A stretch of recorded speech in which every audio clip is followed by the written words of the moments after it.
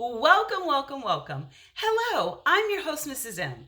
And if you haven't, make sure you click the link below. That way you can subscribe to my channel and not miss out on anything you need to scale your cleaning business to 6 figures and beyond. Pow! Now, when I talk about scaling your business, of course, I'm talking about 2 ways you can do that: government cleaning contracts and commercial.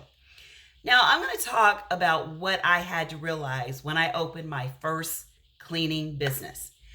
Reality versus expectations. So my expectation, I'm going to give you probably 3 areas of what I was expecting that was totally different that no one told me about.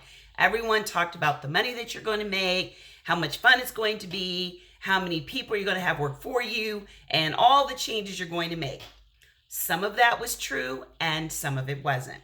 So let's look at the realistic part, the real deal, okay? So the first thing I realized that it wasn't as easy to find people to work as I thought it would be. I thought if you paid them a decent salary, and I always did, I always paid well over minimum wage, that I would be able to find people that wanted to work. That was the first thing that was not true. My expectations, what I expected, and what really was the reality, didn't quite mesh up.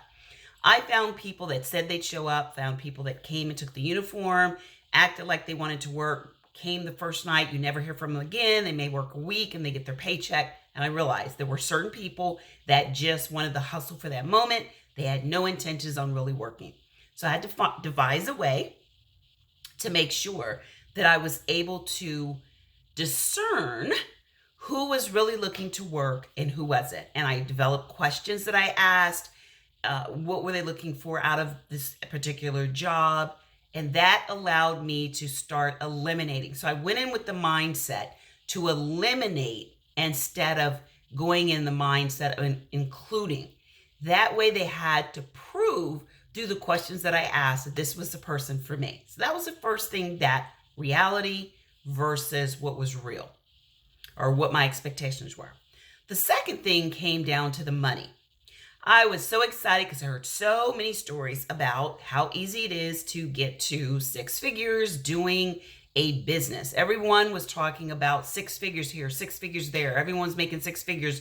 You see all the material that looks as if they're doing really well. The reality was it was a challenge to get people to want to pay money, cleaning customers for cleaning. They were talking about paying $10 an hour and $12 an hour because they had someone that was coming in who wanted to work for that little bit of money. And I'm thinking, how do you actually have a business where you're only looking to clear $10 or $12 an hour? It's impossible. So that was the reality. It wasn't as easy as they make it sound that you're going to be able to just get this kind of money from these customers. Then I realized this was what I needed to do. Once I figured out a specialty, what was I going to specialize in? What was my niche, whatever you want to say, what was my thing that was going to set me apart from all the other noise and all the other cleaning companies? If everyone was saying the same thing, they were looking to pay me the same thing. And I wasn't even interested in that at all. There was no way I was going to be able to pay my employees a good amount of money as for their wages. There was no way that I was going to be able to ever take myself out of doing the cleaning. And I wanted to have a business that was going to allow me freedom and financial, both. So once I devised a way to set me apart by coming up with something that I was specialized in, and I took the time to learn, do my research, and put the work in, then it was a lot easier for me to ask the money and show the value of why they weren't going to pay me $10 or $12 an hour. Now, the third thing may come to how ungrateful some of your cleaning customers may be.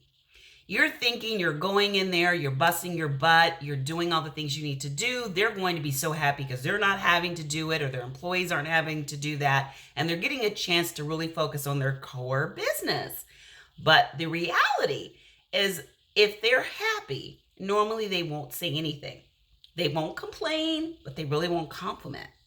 That took a minute for me to get used to, because I figured that they would be complimenting when they would come in, and every single day they had no complaints, there were no problems, everything looks good. If it was a retail store or some type of store where they had other customers coming in, complimenting their cleaning crew, that they would really let you know. But what I realized in reality, their way of complimenting was probably they felt like this was what's expected. This is what you're being paid for.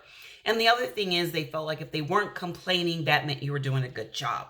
So I had to realize that a lot of the cleaning customers were not going to beat your door down to give you a lot of accolades. Now it's a little easier. There's ways that they can do it without having to go through a lot. And one of the ways that I did it is that I sent out something every month and I hounded them until they wrote something on what they felt was going on. And 9 times out of 10, it was something great. So these are a lot of areas of reality and what's really, really happening in the cleaning industry. Now, I overcame a lot of that. I was able to actually build and scale my cleaning businesses, and I wouldn't trade it for the world because it allowed me to have the freedom and the financial freedom that I was looking for. This type of business model worked for me. So I say that you write down what your expectations are and what are the realities. So when you go into it, you go in with your eyes wide open. And that way you know exactly what's going to be a good fit for you. Well, if you'd like to know more, then guess what I'm going to do? I'm going to invite you to my free masterclass. It is going to be tomorrow. My government masterclass is tomorrow at 7 p.m. Eastern Time. I'd love to see you there. Make sure you bring pen, paper, energy, and all the excitement. And I'll look forward to seeing you soon. Make sure you click to register in the description. And I am so excited to see you tomorrow. Until next time, be safe and take care. Bye-bye.